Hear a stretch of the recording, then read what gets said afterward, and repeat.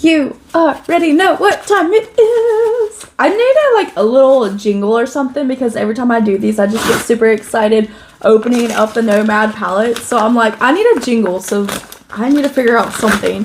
But I've seen little snippets. They've been playing a crossword puzzle, and I have seen snippets of this palette, and I'm just like, okay, so we're gonna do. Look at that! Oh my god! They always do these like really fun, cute little cards, and they like talks about the palette and everything. And I'm telling you, I've never ever seen a brand ever put so much time, so much detail, so much work, and so much heart and soul in their palettes. I will stand on them forever, forever.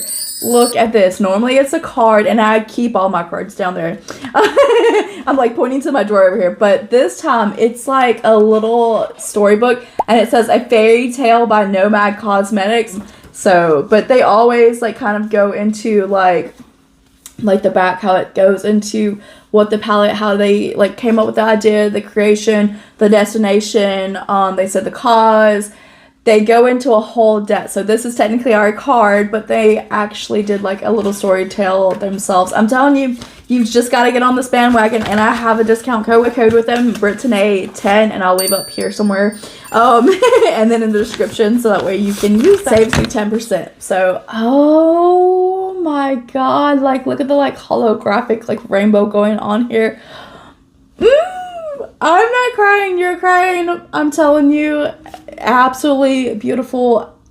The work that they put into this, and the creators that they allow to help them design the palettes as well. I don't want to ruin it. I don't want to open it. I just want to like put it in the back. And then I'll show you. Oh, it's so pretty. So look at, like, you can actually feel, like, you can put your, can you see? It's like a 3D thing right this second. So like if you got caught in something, it could peel apart. That's what I'm saying. So just be careful. Look at that though. Oh my god. I'm super, super excited for makeup. No, mirror on the wall, who is the fairest of them all? Look at that. Colors. Okay, that is what they always put in the palette, so that way they don't get ruined and everything, and like smear all over the mirror. Look. Okay, I'm trying to do this where it doesn't show my light, but you can see the words on there, and it's like mirror of, oh my god, on the wall.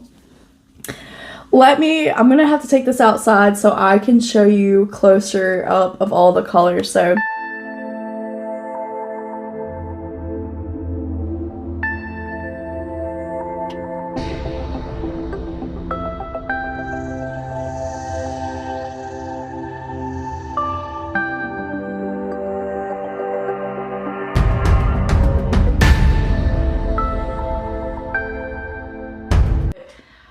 okay, I don't know how to pronounce these bottom ones, so I'm gonna have to look it up and then try to repronounce it to you. See, absolutely, gut fell.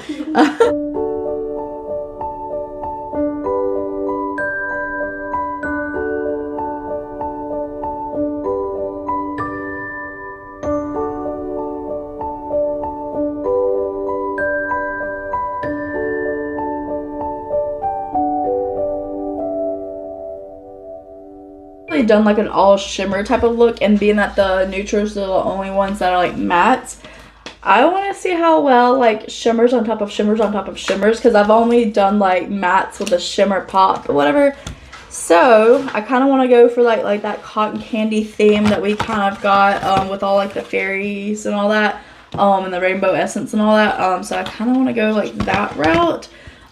So we're gonna start with taking a brush and then popping it into Wicked Fairy, and then I'll just use this mirror as my guidance, and then we shall see, because I've never really played with mattes on top of matte, or shimmers on top of shimmers before. So and I kind of do want to do two different eyes, so that way I can kind of get a feel for different themes. So we will take Snow Queen on the other side, and then that is that really pretty royal blue. So far, they are picking up and laying down very pretty on the brush. And I do have one of these little color switches. So we are going to take Fairy Godmother, which is the Barbie pink color. And then we are gonna put on this side. Blue side. Purple side. Yeah, let's go on for purple. I thought you said blue side. I was like, I wanted the purple side. Why did it look like it was about to be the blue side? Yeah, almost. First kiss in the middle. Let's go do the purple. Let's go do. Dad come here and he's like, okay. Team Beauty, that one. And then I want to take that in the inner, in the inner corner right here. Belle. The blue and the green I think would be absolutely stunning together. Yeah. Yeah, that's what I was thinking too. The blue and the green what? Or, sorry, the blue and the yellow will look, I think I'm actually going to Prince Charming. And then pop that right here. And apparently on my nose. I like had it. Yeah, because I had the yellow right here because I wanted to get more in depth with this color, like in the corner and all that, and then I just popped it on my nose. I'm gonna do a love story on the Belle side, and then kind of take it. I'm trying to pretend that these are mattes right now, so that way I can kind of like do like the blending, blurring effect. So we take Cinderella and then just kind of go on this side with the purple. Will be on this side. Pop more of that right there so we can kind of get like the mixtures of the different colors. The Belle side, which there you go. That is what it looks like with that. And then this is the, okay, and then this is the side. But hello, it kind of looks cool with like both sides just being very different, very unique. So you'll have to pick out your side that you like better. But I just have to say for a minute, the fact that I was like able to like just do shimmers and they all kind of like blended together where it's like not super like harsh looking. That's kind of cool. Never done shimmers like this before, so this is definitely, there's no mattes on my eyes right now. But I do want to do a neutrals look and then also a neutrals look popped in with some of the shimmers too. So like these all right here are like sticking out to me, and then I definitely want to do another like a matte but like with the Belle colors. So anyways, with the like the mattes with popped Belle colors. She wants me to do her makeup, so we shall do that too. So love story will be on the outer corner on this side, and she doesn't want me to prep her eyes, so this actually will show you what the eyeshadow looks like without any prepping. Alright, so Fairy Godmother on the corner of this eye. Is that safer? Yes. I don't feel like your eye's being poked out now. No. Okay. Alright, so that's really pretty. Gotta close your eye. Okay, that's really pretty. Cinderella on the blue side. That's really pretty too. Little Mermaid on this side? Or this side? Maybe this side. No, this side. Okay. My mind went to me the videos one and you are out. This one. Okay. For the other eye, Sleeping Beauty. Booty. Sleeping Booty. Sleeping Beauty. It's gonna take a while, you know? The mess. Alright, so she wanted the same lipstick. And then I guess you could say 4 different looks using this palette. Close your eyes. So we're gonna go ahead and do a neutrals look and then pop some color in there and everything. So I want to take that I cannot pronounce that really pretty brown color. I want to take that and that is super deep. Okay, so I just want to make sure the concealer is already set and tacky, and then I'm gonna pat it closer to the outer corner and then slowly move it inwards, but mainly keeping it on the outer. And now we're gonna go with that really pretty neutral color, and then we're gonna slightly start to blend the edges out. Be great for a taupe palette. This did not come into me until after I made that one video about taupe, but those are really, really pretty.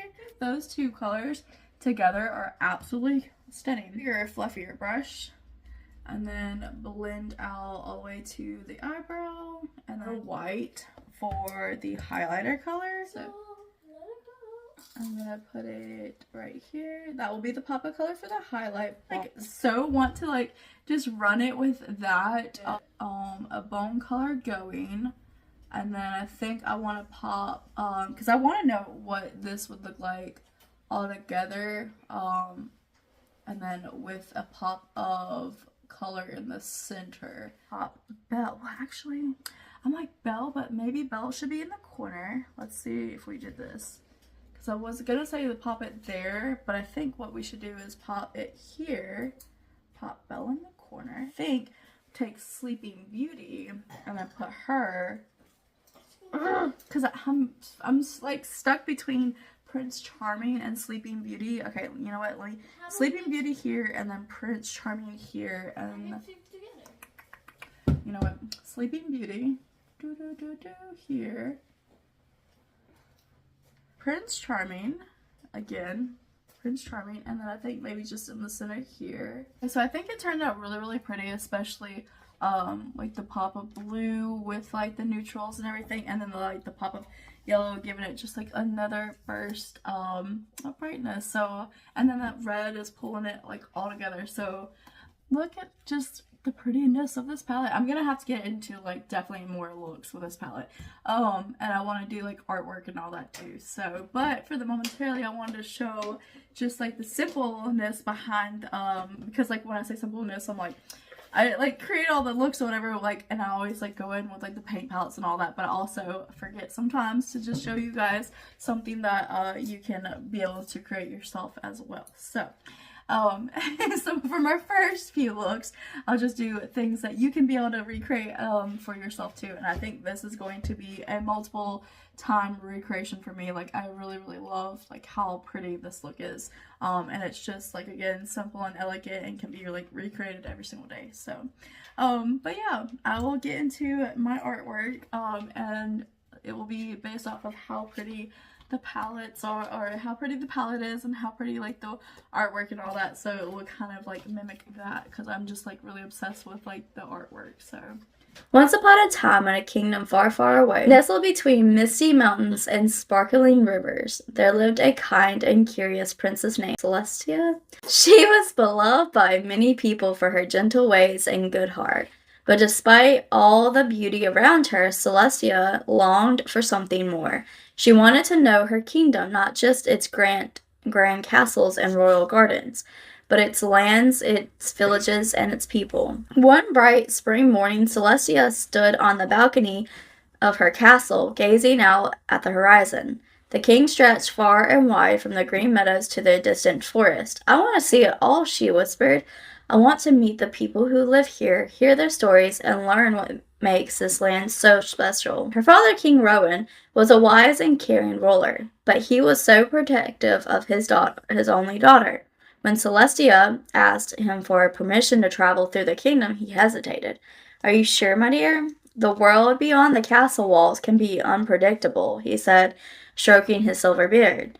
"I will be safe, father, and I promise I will return to you," Celestia said, her voice full of determination. After a long pause, King Rowan smiled. "Very well, my daughter. Go with my blessing, but take this enchanted pendant. It will keep you safe wherever you go." Celestia accepted the pendant and a delicate silver charm shaped like a heart, and set out on her journey. The Village of Whispers. Her first stop was the Village of Whispers, a quiet settlement nestled in the edge of the enchanted forest. The villagers were known for their soul-spoken nature and their beautiful woven tapestries that told stories of the past.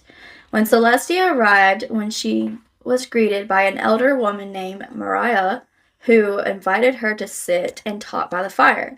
"Tell me, princess," Mariah asked, "what brings you to our humble village?" "I want to understand more about the people of this land," Celestia replied. "I wish to learn what makes this kingdom so special." Mariah smiled, her eyes twinkled with wisdom. "Ah, you seek the heart of the kingdom, but do not expect to find it in the grand palaces. It lives in the everyday moments of kindness and the work of hands and the love of neighbors. Celestia spent the day with villagers, helping them with their work and listening to their stories. She learned how they shared their harvests, cared for the sick, and helped each other through the difficult times. Celestia's heart swelled with love for all these people, and she realized that the true strength of the kingdom lay in the kindness and cooperations of its people. The forest echoes. Next, Celestia ventured into the forest of echoes, a mystical place where the trees seemed to speak in whispers and the air was thick with magic. As she wandered deep into the forest, she met a young woman named Celine, who was gathering herbs. "Who are you?" Celestia asked, curious. "I am a healer," Celine said, offering Celestia with a smile. "I help the creatures of the forest and the people of the kingdom stay well." Celestia marveled at the way that Celine moved through the forest, her every step as if she is in tune with the land itself. "Do you ever feel lonely here, deep in the forest?" Celestia asked. "Loneliness is not something that bothers me," Celine answered, "for I know that the forest is alive with stories. The trees remember, the streams hum songs, and the animals share their tales. You see, the forest has its own language." Celestia spent several days with Celine learning about the healing herbs, enchanted by the woodland animals, and listening to the ancient songs of the trees. She discovered how the kingdom's magic was interwoven with the nature and how the forest, while wild, was full of healing and balance and wisdom. The Mountain of Stars. Celestia's final stop was the Mountain of Stars, where the highest peaks kissed the sky. It said that those who reached the summit would have their deepest wish granted.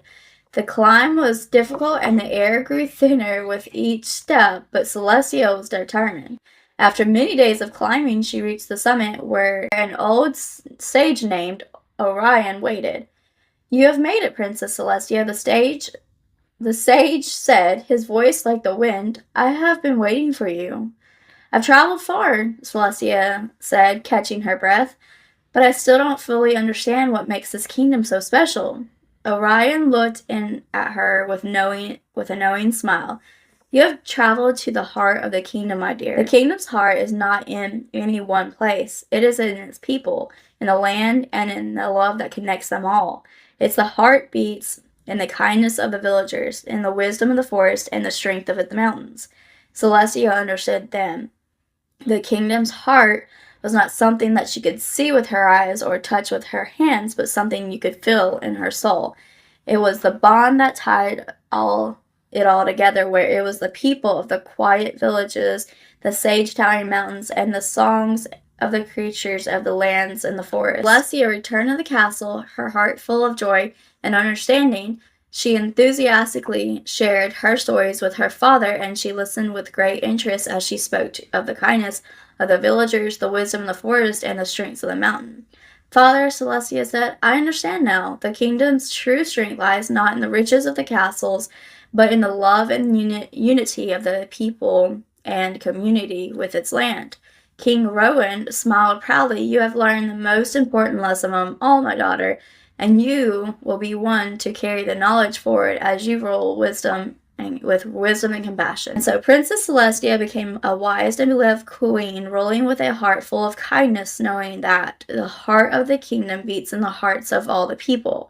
The kingdom flourished, and Celestia's reign was a time of peace, prosperity, and harmony. The people sang songs of her wisdom, and the land thrived under her care, and they lived happily ever after.